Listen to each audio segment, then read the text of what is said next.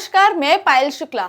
आप सभी का स्वागत है न्यूज टंका हिंदी में। 8 नवंबर 2016 की रात देश के प्रधानमंत्री ने अचानक 8 बजे का मुहूर्त निकाला और ऐलान किया कि देश में रात 12 बजे से 500 और 1000 के नोट बंद कर दिए जाएंगे।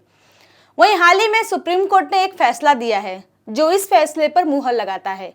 लेकिन 2 दिन पहले सीबीआई द्वारा की गई एक कार्रवाई से अंदाजा लगाया जा सकता है कि अगर नोटबंदी का फैसला नहीं लिया गया होता तो देश में क्या बवाल होता। नोटबंदी ने यूपीए सरकार के दौर में रची गई कई साजिशों को नेस्त नाबूद कर दिया। सेवानिवृत्त वित्त सचिव अरविंद मायाराम और ब्रिटिश कंपनी डेलारू के खिलाफ धोखाधड़ी, आपराधिक साजिश और भ्रष्टाचार निरोधक अधिनियम के तहत मामला दर्ज किया गया है। कुछ राष्ट्र विरोधी प्रक्रियाओं की भनक लगने के बाद 2018 में वित्त मंत्रालय के मुख्य सतर्कता अधिकारी ने इस मामले को लेकर प्रारंभिक जांच का आदेश दिया था। यूपीए सरकार ने 2004 से 2014 तक यानी 10 साल देश पर शासन किया। 2014 में देश में मोदी सरकार आने के बाद पिछले 10 सालों से चली आ रही अव्यवस्था को दूर करने की जिम्मेदारी प्रधानमंत्री नरेंद्र मोदी की थी। इस तरह वित्त मंत्रालय के घटनाक्रम ने देश के अस्तित्व को ही हिलाकर रख दिया।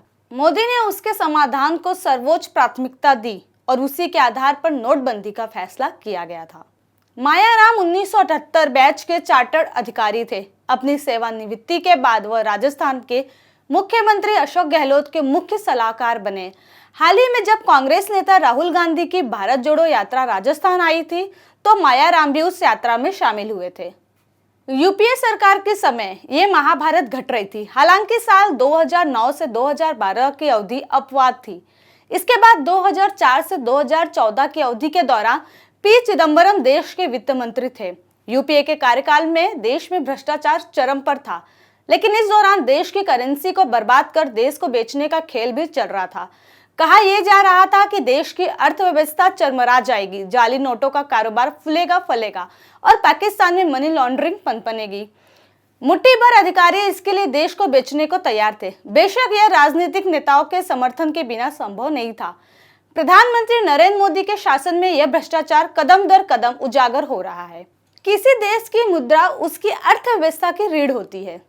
जाली नोटों के निर्माण को रोकने और अर्थव्यवस्था को झटका देने के लिए करेंसी नोटों में कई सुरक्षा प्रावधान किए गए हैं। इसका महत्वपूर्ण प्रावधान करेंसी नोटों में मौजूद विशिष्ट रंग, चिन्हों, अक्षरों और संख्याओं के साथ सुरक्षा धागा भी है।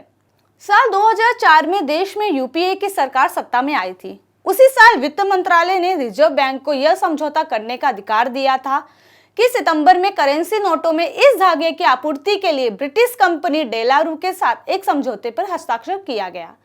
कंपनी ने इसके लिए उपयोगी पैटेंट होने का दावा किया था।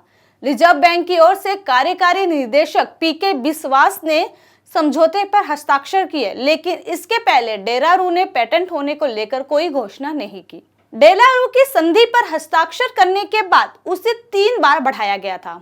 1 दिसंबर 2012 को समझौता समाप्त होने के बाद डेलारू को गृह मंत्रालय की स्वीकृति और नियम निर्धारित किए बिना फिर से विस्तार मिला। जून 2013 में इसकी समय सीमा अवधि बढ़ाकर दिया गया था। इस मामले का विवरण चौंकाने वाला है। सितंबर 2004 में डेलारू से संधि किया गया, लेकिन उस समय उसके पास कोई भी पेटेंट नहीं था, जैसा कि उसने दावा किया था।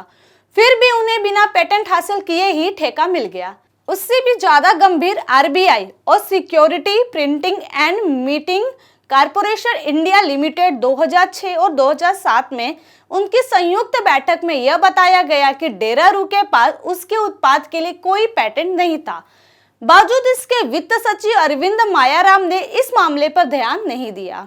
डेलारू को मूल रूप से सितंबर 2004 में कॉन्ट्रैक्ट मिला। वहीं इसके महज 2 महीने पहले उन्होंने पेटेंट के लिए आवेदन किया था।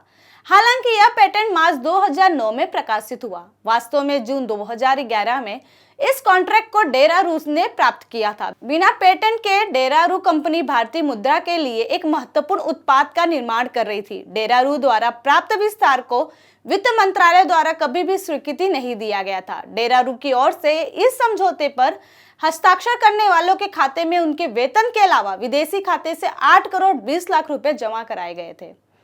इस पूरे मामले में सिर्फ अरविंद मायाराम ही थे या कांग्रेस के अन्य नेताओं को भी इसकी जानकारी थी, यह बात जांच के दौरान ही सामने आएगी। यूपीए के दौर में नकली नोटों पर नकेल कसी गई थी। ये नोट पाकिस्तान में छपे थे, जिन्हें आईएसआई का समर्थन था और दाऊद इब्राहिम गैंग सक्रिय था। पाकिस्तान में छपने वाले ये नोट बांग्लादेश जाते और वहां से पश्चिम बंगाल के मालदा पहुंचते, जहां से इन्हें भारत में बांटा जाता। ऐसे नोट नेपाल के रास्ते भारत भी आते थे। यह भारत की अर्थव्यवस्था को डुबोने की एक साजिश थी। यही कारण है कि पाकिस्तान की ओर से रुपए की कालाबाजारी धड़ल्ले से की जा रही थी। पाकिस्तानी तस्कर मजबूत होता जा रहा था। अहम सवाल यह है कि क्या नोटबंदी इसलिए करनी पड़ी क्योंकि यह साजिश यूपीए सरकार के समय शुरू हुई थी।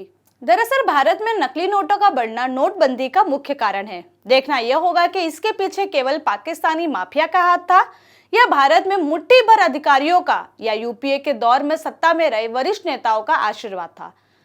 हालांकि अगर यह सच है तो लोगों को पता चल जाएगा कि देशद्रोही काम करने वाले गद्दार यूपीए के समय सत्ता में थे, इसलिए सीबीआई की कार्रवाई अहम है। पूर्व वित्त सचिव अरविंद मायाराम पर पड़ा सीबीआई छापा। इस पर आपकी अपनी प्रतिक्रिया क्या है, हमें कमेंट सेक्शन में जरूर बताएं। साथ ही हमारे चैनल को लाइक, सब्सक्राइब और शेयर करना न भूलें। फिलहाल के लिए इतना ही। जल्दी एक नई जानकारी के साथ पुनः उपस्थित होंगे। तब तक के लिए मुझे दीजिए इजाजत। धन्यवाद।